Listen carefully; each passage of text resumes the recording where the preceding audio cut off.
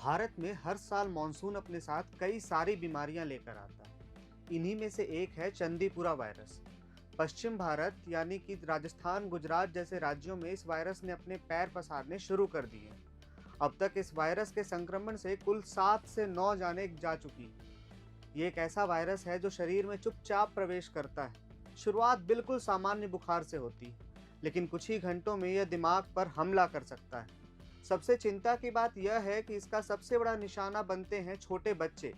इतनी तेजी से हालत बिगड़ जाती है कि महज 24 से 48 घंटों के भीतर मरीज को दौरे पड़ने लगते हैं, वे बेहोश हो जाते हैं और समय पर इलाज न मिलने से तो जान का खतरा भी पैदा हो सकता है। इस वायरस की न तो कोई तय दवा है और न ही कोई स्वीकृत वैक्सीन।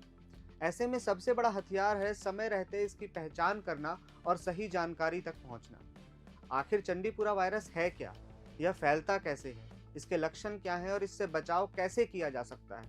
इन सभी सवालों के जवाब हम इस वीडियो में जानेंगे। चंडीपुरा वायरस कोई नया वायरस नहीं है। इसकी पहचान पहली बार 1965 में महाराष्ट्र के चंडीपुरा गांव में हुई थी। वहीं से इसका नाम भी पड़ा। यह उसी परिवार का वायरस है जिस परिवार के वायरस से रेबीज होता है। यह शरीर में प्रवेश करने के बाद बहुत तेजी से दिमाग तक पहुंचता है और सेंट्रल नर्वस सिस्टम पर हमला करता है। यह वायरस एक इंसान से दूसरे इंसान तक नहीं फैलता, यानी संक्रमित व्यक्ति के साथ बैठने, हाथ मिलाने, खाना खाने या बात करने से संक्रमण नहीं होता है।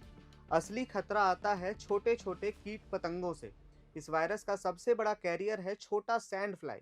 ये मच्छर जैसे दिखने वाले बहुत छोटे कीट फटंगे होते हैं जिनका काटना कई बार महसूस भी नहीं होता। इनके अलावा कुछ मामलों में एडीज मच्छर और कुछ प्रकार के टिक्स भी वायरस फैला सकते हैं।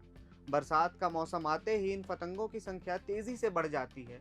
यही वजह है कि चंडीपुरा वायरस के अधिकांश मामले मानसून के दौरान या उसके आसपास देखने को मिलते हैं। इसके लक्षण के बारे में बात करें तो मान लीजिए एक संक्रमित सैंड फ्लाई ने किसी बच्चे को काट लिया। अब वह वायरस खून के जरिए शरीर में प्रवेश करता है। शुरुआत में सब कुछ सामान्य वायरल बुखार जैसा लगता है, वही तेज बुखार, सिर दर्द, उल्टियां, शरीर दर्द और कमजोरी। यही सबसे बड़ी चुनौती आती है, क्योंकि शुरुआती लक्षण इतने सामान्य होते हैं कि परिवार अक्सर इसे सामान्य वायरल बुखार समझ बैठता है, लेकिन फिर अचानक बीमारी करवट लेती है। यदि वायरस दिमाग तक पहुंच गया हो तो स्थिति बेहद गंभीर हो जाती है। मरीज को दौरे पड़ने लगते हैं, वह आसपास की चीजें पहचानना बंद कर सकता है, बार बार बेहोश होने लगता है और उसकी मानसिक स्थिति भी बदलने लगती है और कई मामलों में तो वह कोमा तक में जा सकता है।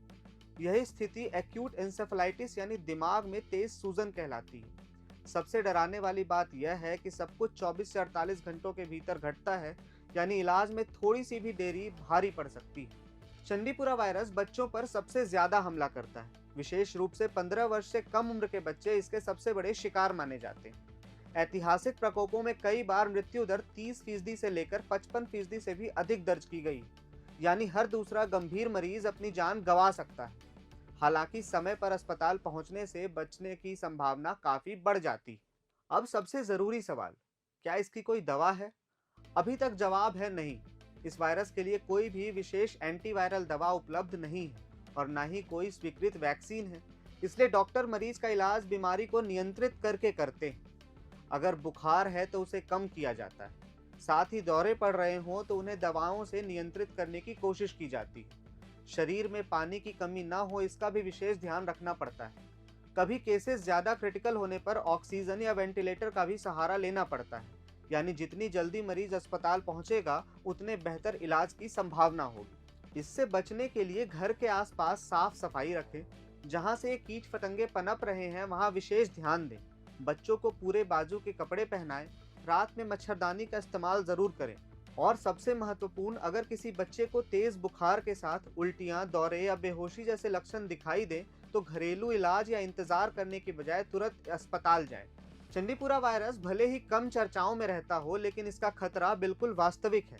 ऐसे में डरने की नहीं बल्कि जागरूक रहने की जरूरत है, क्योंकि सही जानकारी, सही समय पर उठाया गया कदम और थोड़ी सी सतर्कता इस वायरस के खिलाफ सबसे बड़ी सुरक्षा है।